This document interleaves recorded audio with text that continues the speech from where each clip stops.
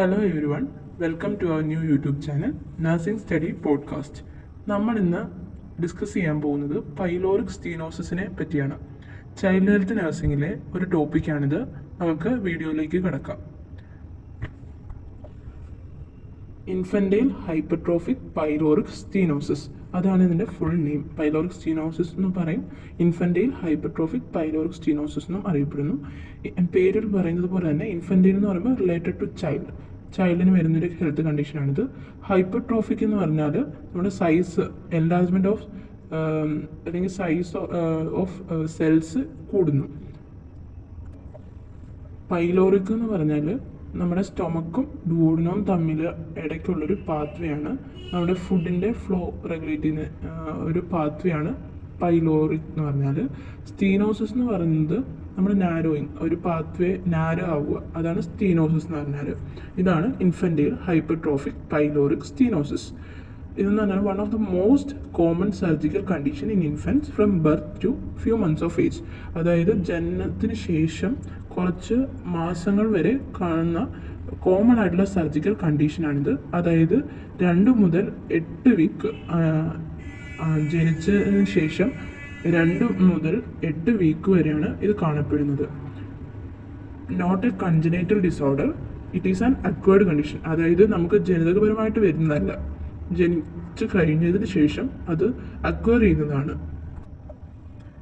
Then moving to definition, infantile hypertrophic pyloric stenosis is an acquired disorder characterized by hypertrophy of the circular muscle layer of the pyloric sphincter, resulting in elongation of the pylorus and a narrowing of the pyloric canal.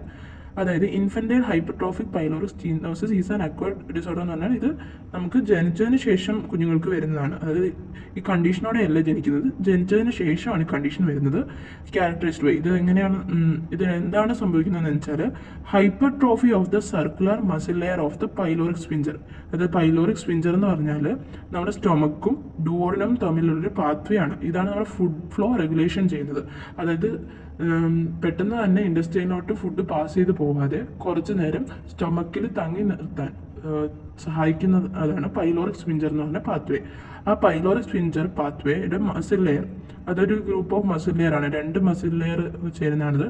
ആ circular muscle ലെയറിന് hypertrophy സംഭവിക്കുന്നു. Hypertrophy എന്ന് പറഞ്ഞാൽ അവിടുത്തെ സെല്ലിൻ്റെ size enlarged ആവുന്നു. അങ്ങനെ എന്ത് സംഭവിക്കുന്നു? Resulting in elongation of the pylorus and narrowing of the canal. അതായത് പൈലോറസിൻ്റെ ഇലോങ്ങേഷനും സംഭവിക്കുന്നു, അതുപോലെ തന്നെ ആ കനാല് നാരോ ആവുന്നു, അതായത് ചുരുങ്ങുന്നു. Then moving to incidence, occurs in approximately 1 in 400 live birth. അതായത് 400 കുഞ്ഞുങ്ങൾ ജനിക്കുന്നുണ്ടെങ്കിൽ അതിനകത്ത് ഒരാൾക്കെങ്കിലും വരാൻ സാധ്യതയുണ്ട്. അതുപോലെ തന്നെ ഇത് കൂടുതലായിട്ടും പ്രിമച്ചർ ഇൻഫൻറ്റിലാണ് കൂടുതലായിട്ട് കാണപ്പെടുന്നത്. Males are 4 times more affected than females. അതായത് പെൺകുട്ടികളെക്കാട്ടിലും കൂടുതലായിട്ട് ആൺകുഞ്ഞുങ്ങളിൽ കാണാനാണ് സാധ്യത കൂടുതൽ. Common in first born male child, അതായത് ആദ്യം ജനിക്കുന്ന ആൺകുട്ടികൾക്കാണ് ഇത് കൂടുതലായിട്ടും വരാൻ സാധ്യത, രണ്ടാമത് ജനിക്കുന്നവരെക്കാട്ടിലും. പിന്നെ മേ ഹാവ് ഹെറിഡിറ്ററി പ്രീഡിസ്പോസിഷൻ, അതായത് ഇത് ആഫ്റ്റർ അക്വയർഡ് ഡിസോർഡർ ആണെന്ന് പറയുന്നുണ്ടെങ്കിലും ജനിതകപരമായിട്ട്, അതായത് അച്ഛനോ അമ്മയ്ക്കോ അല്ലെങ്കിൽ സിബ്ലിങ്ങിനോ ഉണ്ടെങ്കിൽ നമുക്ക് വരാൻ സാധ്യതയുണ്ട്. Then moving to aetiology, exact cause is unknown. ഇത് എന്തുകൊണ്ടാണ് വരുന്നതെന്ന് എക്സാക്ട് കോസ് അൺനോൺ ആണ്. പക്ഷെ അസോസിയേറ്റഡ് ആയിട്ട് മറ്റു പല കാരണങ്ങൾ കൊണ്ടും വരുന്നുണ്ട്. Associated with blood group O and B, blood group Oയും ബ്ലഡ് ഗ്രൂപ്പ് Bയും ഉള്ളവർക്ക് കൂടുതലായിട്ട് വരുന്നതായിട്ട് കാണുന്നുണ്ട്. അതുപോലെ തന്നെ മെറ്റേണൽ സ്ട്രെസ് ഡ്യൂറിങ് ലാസ്റ്റ് ട്രൈമസ്റ്ററിൽ അമ്മയ്ക്ക് സ്ട്രെസ് കൂടുതലാണെങ്കിൽ കുഞ്ഞിന് വരാനുള്ള സാധ്യതയുണ്ട്. അതുപോലെ തന്നെ പോസിബിൾ ജനറ്റിക് എക്സ്ലിങ്ക്ഡ് ഫാക്ടേഴ്സ്, ജനിതകപരമായിട്ട് അച്ഛനോ അമ്മയ്ക്കോ അല്ലെങ്കിൽ സഹോദരങ്ങൾക്കോ ഉണ്ടെങ്കിൽ വരാൻ സാധ്യതയുണ്ട്. അതുപോലെ തന്നെ may be associated with intestinal malrotation, oesophageal conditions, duodenal atresia and anorectal anomalies. അതായത് ഇതൊരു GI റിലേറ്റഡ് കണ്ടീഷനാണ്. അപ്പം മറ്റു GI റിലേറ്റഡ് ആയിട്ടുള്ള എന്തെങ്കിലും കണ്ടീഷനുമായിട്ട് അസോസിയേറ്റ് ചെയ്ത്, അതായത് ഇൻഡസ്റ്റൈനൽ മാൽറൊട്ടേഷനോ ഈസോഫാജിയൽ കണ്ടീഷനോ ഡുവോഡിനൽ അട്രീഷനോ അതുപോലുള്ള മറ്റ് GI related gastro intestinal related കണ്ടീഷനുമായിട്ട് അസോസിയേറ്റ് ചെയ്ത് വരാം. അതുപോലെ അല്ലെങ്കിൽ ഏനോറെക്ടൽ അനോമലീസും അസോസിയേറ്റ് ചെയ്തിട്ട് നമുക്ക് ഈ ഡിസീസ് വരാം. Then moving to pathophysiology. Thickened oedematous pylorus, അതായത് നമ്മൾ പറഞ്ഞു എക്സാക്റ്റ് കോസ് അൺനോൺ ആണ്.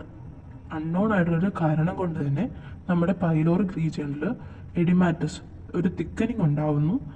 ഇറ്റ് ലീഡ്സ് ടു ഹൈപ്പർട്രോഫി, അതായത് അവിടുത്തെ സെൽസിൻ്റെ സൈസ് എൻലാർജ്മെൻറ്റ് ഉണ്ടാവുന്നു. അങ്ങനെ it leads to spindle shaped swelling. Spindle shaped എന്ന് പറയുമ്പം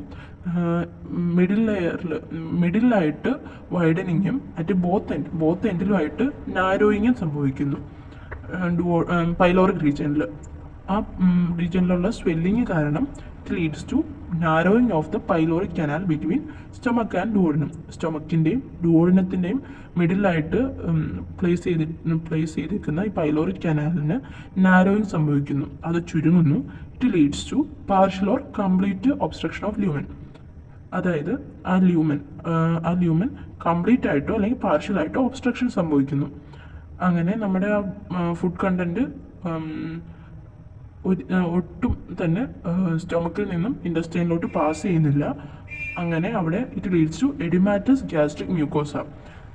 അവിടുത്തെ ഗ്യാസ്ട്രിക് മ്യൂക്കോസ എഡിമാറ്റസ് ആയിട്ട് നമുക്ക് ക്ലിനിക്കൽ മാനിഫെസ്റ്റേഷൻ, അതായത് ഒക്കേഷണൽ ബ്ലീഡിങ്ങും അതുപോലെ തന്നെ മറ്റ് ക്ലിനിക്കൽ മാനിഫെസ്റ്റേഷൻസും കാണിക്കുന്നു. ഇപ്പോൾ പത്തോഫിസിയോളജി എന്തൊക്കെയാണ് പറഞ്ഞത്? തിക്കൻഡ് എഡിമാറ്റസ് പൈലോറസ്, അതായത് അൺനോൺ കോസ് കാരണം തിക്കൻഡ് എഡിമാറ്റസ് പൈലോറസ് ഉണ്ടാവുന്നു.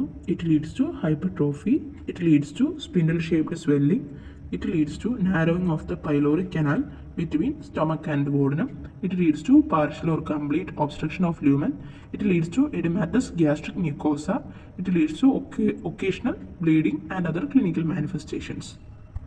അപ്പോൾ നമ്മൾ ഇത്രയും നേരമായിട്ട് എന്തൊക്കെ പഠിച്ചു? Definition, incidence, ഇറ്റിയോളജി, പത്തോഫിസിയോളജി. അടുത്തത് നമ്മൾ ക്ലിനിക്കൽ മാനിഫെസ്റ്റേഷൻസ് ആണ് പഠിക്കുന്നത്. Moving to clinical manifestations. Clinical manifestations: vomiting, postprandial non bilious projective vomiting, small amount, incomplete obstruction, vomiting with almost all feeds. അതായത് വോമിറ്റിംഗ് ആണ് ഇതിൻ്റെ മെയിൻ സൈൻ എന്ന് പറയുന്നത്. അതായത് പോസ്റ്റ്പ്രാൻഡിയൽ എന്ന് പറയുമ്പോൾ ഫുഡ് ഒരു ഫീഡ് കൊടുത്തതിന് ശേഷം, അതായത് ബ്രസ്റ്റ് ഫീഡിങ്ങിന് ശേഷം പോസ്റ്റ്പ്രാൻഡിയലായിട്ട് വോമിറ്റിംഗ് സംഭവിക്കും. അത് നോൺ ബിലിയസ് ആണ്. നോൺ ബിലിയസ് ആകാൻ കാരണം എന്താണ്? ഇത് നമ്മുടെ ഡുവോഡിനത്തോട്ട് എത്തിയിട്ടില്ല. ഡുവോഡിനത്തിലാണല്ലോ ബയലിൻ്റെ ആയിട്ട് ഒരു മിക്സിങ് ഉണ്ടാകുന്നത്. അപ്പം ഡുവോഡിനത്തിലോട്ട് എത്തിയിട്ടില്ല, സ്റ്റൊമക്കിൽ അവിടെ ഒബ്സ്ട്രക്റ്റ് ആയിട്ട് കിടക്കുകയാണ്. അപ്പം നോൺ ബിലിയസ് ആയിരിക്കും വോമിറ്റിങ്. പിന്നെ പ്രൊജക്റ്റീവ് വോമിറ്റിംഗ് ആണ്, അതായത് ഒബ്സ്ട്രക്ഷൻ കാരണം പെട്ടെന്ന് തെറിപ്പിച്ച പോലെ വോമിറ്റിംഗ് ഉണ്ടാകുന്നു. പിന്നെ സ്മോൾ എമൗണ്ട് ആയിരിക്കും. മെയിൻ പാർഷ്യൽ ഒബ്സ്ട്രക്ഷൻ ഒക്കെയാണ് സ്മോൾ എമൗണ്ട്. ഇനി കംപ്ലീറ്റ് ഒബ്സ്ട്രക്ഷൻ ആണെങ്കിൽ vomiting with almost all feed, എല്ലാ ഫീഡും കംപ്ലീറ്റ് ഒബ്സ്ട്രക്ഷൻ ആണെങ്കിൽ എല്ലാ ഫീഡും തന്നെ വോമിറ്റ് ചെയ്ത് പോകും. പിന്നെ ഫർദർ ഫീഡിങ്ങിന് ക്രേവ് ഉണ്ടായിരിക്കും. കാരണം സ്റ്റൊമക്കിൽ ഒരു കണ്ടൻറ്റും ഇല്ലാത്തതുകൊണ്ട് തന്നെ ഫർദർ ഫീഡിങ്ങിന് ക്രേവ് ഉണ്ടാവും.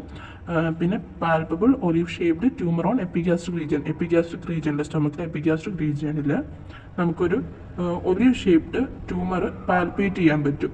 ഇതാണ് ഏറ്റവും മേജർ ക്ലിനിക്കൽ മാനിഫെസ്റ്റേഷൻ. ഇതിൻ്റെ മെയിൻ ആയിട്ടുള്ള ക്ലിനിക്കൽ മാനിഫെസ്റ്റേഷൻ എന്ന് പറയുമ്പം ഒലിവ് ഷേപ്ഡ് ട്യൂമറാണ്. MCQ ക്വസ്റ്റ്യൻ പോലെ വരാൻ സാധ്യതയുള്ളൊരു വൺ വേർഡായിട്ടൊക്കെ ചോദിക്കാൻ സാധ്യതയുള്ളൊരു ക്വസ്റ്റ്യൻ ആണിത്. ഒലിവ് ഷേപ്ഡ് ട്യൂമർ എന്തിൻ്റെ മെയിൻ ആയിട്ടുള്ള ക്ലിനിക്കൽ സൈനാണ്? നമ്മളെന്താ പഠിക്കുന്നത്? Pyloric stenosis. അപ്പോൾ പൈലോറിക് സ്റ്റീനോസിസിൻ്റെ മെയിൻ ആയിട്ടുള്ള ക്ലിനിക്കൽ മാനിഫെസ്റ്റേഷൻ ആണ് ഒലിവ് ഷേപ്ഡ് ട്യൂമർ. അടുത്തത് visible gastric peristalsis moves from left to right along epigastrium. അതായത് റൈറ്റ് എപ്പിഗാസ്ട്രിയം മുതൽ ലെഫ്റ്റ് എപ്പിഗാസ്ട്രിയം തൊട്ട് റൈറ്റ് എപ്പിഗാസ്ട്രിയം വരെ നമുക്ക് വിസിബിളായിട്ട് ഗ്യാസ്ട്രിക് പെരിസ്റ്റാൾസിസ് മൂവ്മെൻറ്റ്സ് വിസിബിളായിട്ട് കാണാൻ പറ്റും. പിന്നെ ലോസ് ഓഫ് വെയിറ്റ് ഉണ്ടാവും, ഡീഹൈഡ്രേഷൻസിൻ്റെ സിംറ്റംസ് കാണിക്കും. പിന്നെ പെർസിസ്റ്റൻ്റ് വോമിറ്റിംഗ് കാരണം നമുക്ക് ഗ്യാസ്ട്രൈറ്റിസും അതുപോലെ തന്നെ ഫർദർ ബ്ലീഡിംഗ് ഒക്കെ ഉണ്ടാവാൻ സാധ്യതയുണ്ട്. പിന്നെ ജോണ്ടിസ്, അത് അൺനോൺ കോസാണ്, എന്തുകൊണ്ടാണോ ഉണ്ടാവുന്നതെന്ന് അറിയില്ല. പക്ഷേ ജോണ്ടിസും ഈ കുഞ്ഞുങ്ങളിൽ കാണാൻ സാധ്യതയുണ്ട്. Then moving to diagnosis.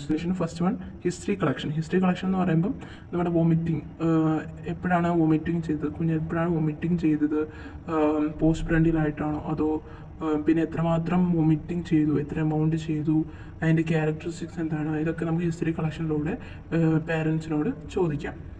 പിന്നെ ഫിസിക്കൽ എക്സാമിനേഷൻ, അതായത് physical examination observation reveals gastric waves olive shaped mass on palpation.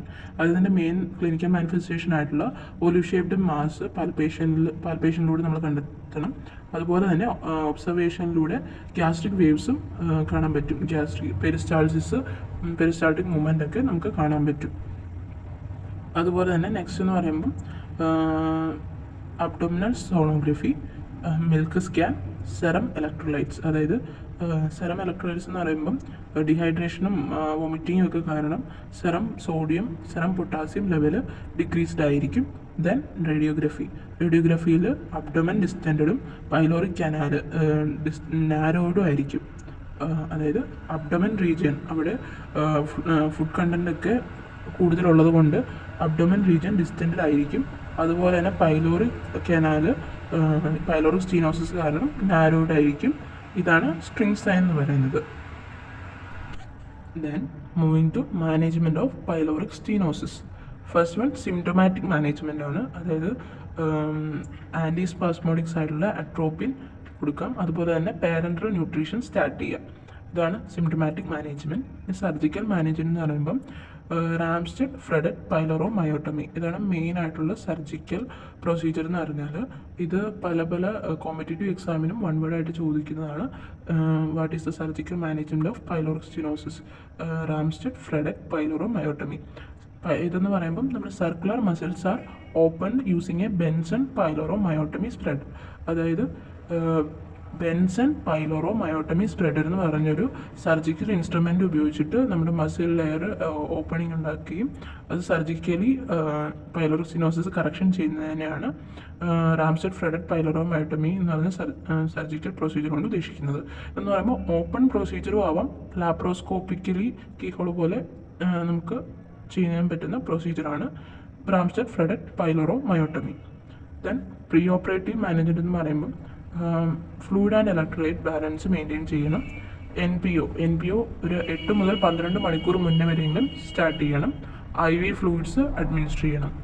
Then post operative management clear fluids after 3 to 6 hours സർജറിക്ക് ശേഷം നമുക്ക് ക്ലിയർ ഫ്ലൂയിഡ്സ് അഡ്മിനിസ്റ്റർ ചെയ്യാം ഗ്രാജുവലി.